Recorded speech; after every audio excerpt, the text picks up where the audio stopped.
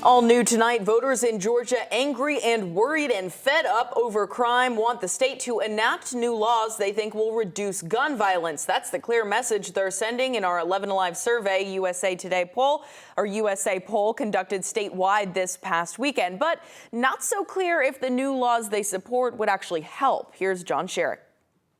An instructor helps a gun buyer get to know his new Glock at Range Guns and Safes in Atlanta, in Georgia, where there are relatively few gun restrictions in state law. As it is, 11Alive's poll this past weekend of voters and issues in this year's elections show that more than 80% strongly or somewhat support universal background checks of all gun buyers, including at gun shows and online. And more than 80% also strongly or somewhat support so-called red flag laws, to allow civilians and police to ask a judge to suspend access to guns by those who are a threat to themselves or others. Universal background checks, I love it. Gun dealers Donald Birch and Willard Chevy Leverett have long supported FBI background checks of all gun buyers. But red flag laws, they say, may violate the due process rights of gun owners. In the race for governor, Democrat Stacey Abrams says if she's elected, she will support universal background checks and red flag laws. Republican incumbent Brian Kemp earlier this year signed the new law allowing people to carry guns open or concealed without needing a background check or permit. Do background checks and red flag laws reduce violent crime? Illinois has a red flag law, and that's where a mass shooter with a troubled past legally owned guns and killed 7 people at a July 4th parade. The Illinois Criminal Justice Information Authority says there is no clear evidence yet that firearm restraining orders prevent gun violence. And the Shorenstein Center studied all the research on background checks and could find no evidence that background checks alone reduce firearm deaths. Gun dealer Willard Chevy Leverett frustrated, along with everyone else. If you're a criminal and you can't get a gun out of the store,